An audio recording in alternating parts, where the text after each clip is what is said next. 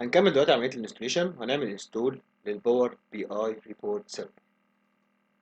ناخد بالنا ان الباور بي اي في حاجتين منه، في ديسكتوب وفي السيرفر. انا دلوقتي على السيرفر، فبنستول الباور بي اي ريبورت سيرفر، وهنستول كمان باور بي اي ديسكتوب عشان لو احتاجته كمان وانا على السيرفر. بس انا هنستول دلوقتي الباور بي اي ريبورت سيرفر، وهقول لك الفرق ما بينهم بعد ما اعمل انستليشن. الاثنين بيكون شكلهم عامل ازاي.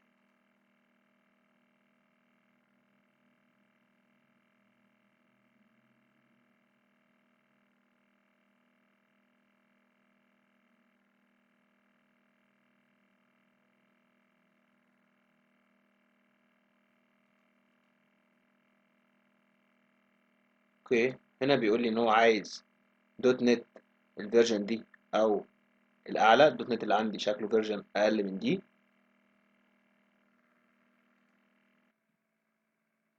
طيب اوكي، عملت داونلود للدوت نت فريم ورك ليتست فيرجن اللي هي كانت 4.8.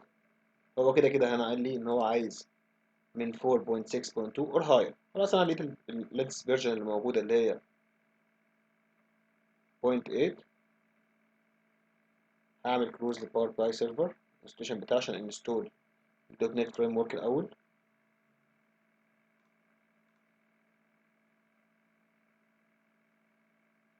وبعد كده هنستول الباور بي اي سيرفر.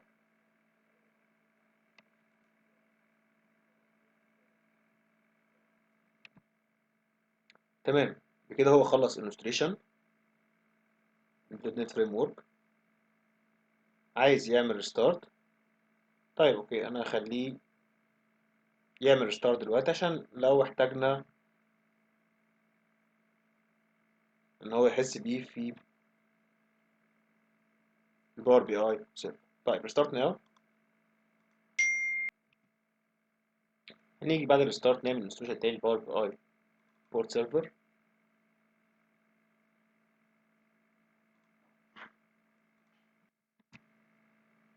هقول له انستول باور بي اي بورت سيرفر.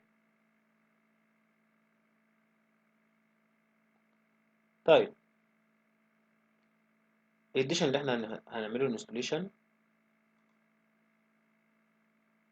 فري اديشن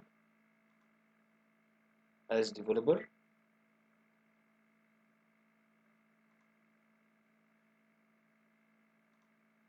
accept.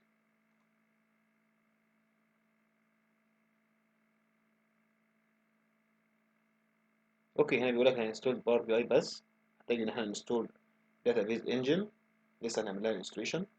طيب اوكي، next وانستول. يبدأ يعمل لودنج للباكج اللي هيعمل لها انستول. طيب اوكي، هو طلب منك ريستارت بعد ما خلص الانستوليشن. اطلب ان احنا نعمل ريستارت للويندوز سيرفر.